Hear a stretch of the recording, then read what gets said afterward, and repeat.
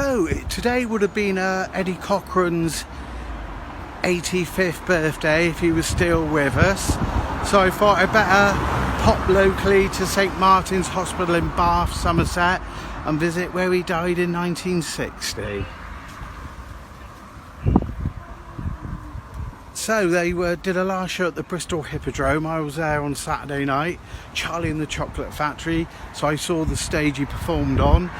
They were picked up, it was a Saturday night, and he was picked up, so I think there was 4 of them, as well as the driver. Eddie Cochran, Sharon Sheely, the tour manager, and Jean Vincent, and of course the driver. And sadly lost control and crashed in Chippenham. And then I believe they were brought here. Google's saying they were taken to, first of all, to Chippenham Community Hospital, then here, where they, and Eddie Cochran, I believe, died the next day, which was Easter Sunday.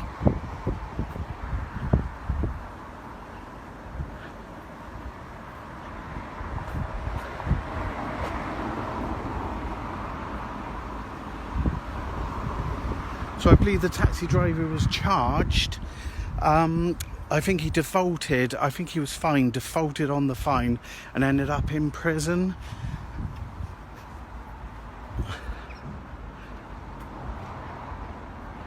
And I was chatting, it's amazing chatting to old people, isn't it? First of all, I was chatting to one of the nurses who looked after him when he was dying.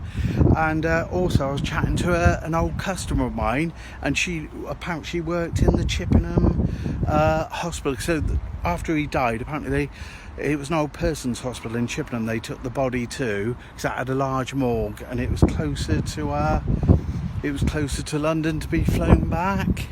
And she said they everyone was coming in the morgue and peeking, a bit off really, peeking at the superstar.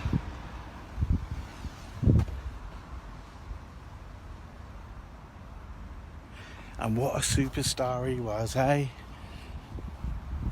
He was Mark Bolan's hero, who tragically died at 29, same circumstances. I think he was in the film, wasn't he? So when you get old, your memory just dies. With that nice blonde-haired lady, I think she sadly died of it in a crash as well. How could I forget the film? How could I forget the lady, eh? But when you think what Eddie Cochran achieved at 21 years old and Mark Bolan 29, if I lived to be a million, I couldn't achieve what they achieved.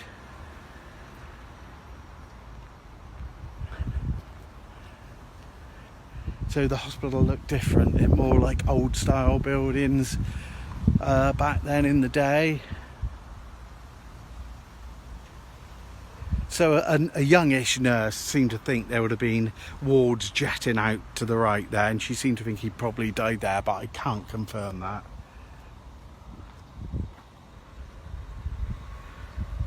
Apparently there's a pub nearby called the Cross Keys with loads of pictures. It doesn't open till 12, so I don't know if I really want to hang around. Bless him, wasn't he a superstar? Right, I just crossed, there's some stuff over here as well.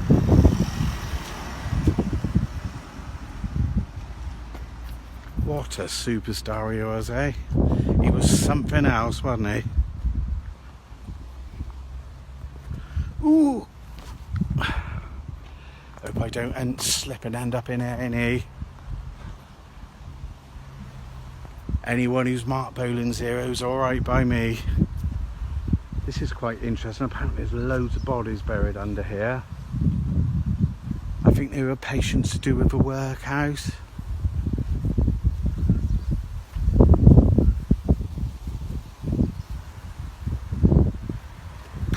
Proper autumn, isn't it?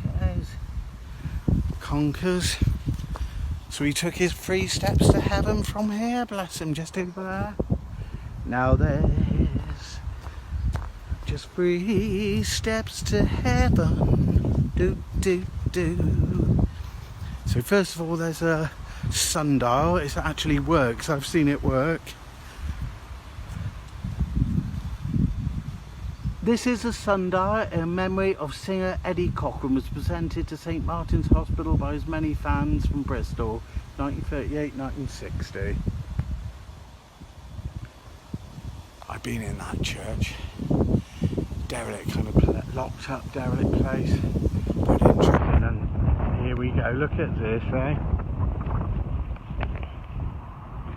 Never to be forgotten, October the 3rd, 85 years ago today, eh? In America he was born.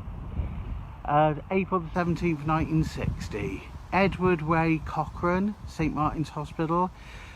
Country music star, 53 to 56. Guitarist and stage star, 53 to 60. Hollywood film star, 50-57. The Girl Can't Help It, that was it. I'll think of her name in a second. And 1959. American rock and roll star, 1956-1960. Eddie's Walk of Fame. Singer Eddie Cochran, age 21, was killed as a result of a taxi crash at Chippenham, Wiltshire, after leaving the Bristol Hippodrome. He was returning to America, headline an Ed Sullivan TV show. Eddie left behind a number of classic recordings, bless him. Yeah, Google, which did make a couple of mistakes, because it said he was leaving for the next venue, which I don't think was true. But it was saying he was good friends with, you know, the Buddy Holly and everyone who died in the flight, and that gave him a morbid fear of travelling on the road in case he crashed. So it was saying on Wikipedia that he wanted to just really do studio work, because he was so worried about dying, and sadly he had to do some live shows, and it happened, bless him. Love you, Ed. Now there's just 3 steps to heaven, bum bum bum.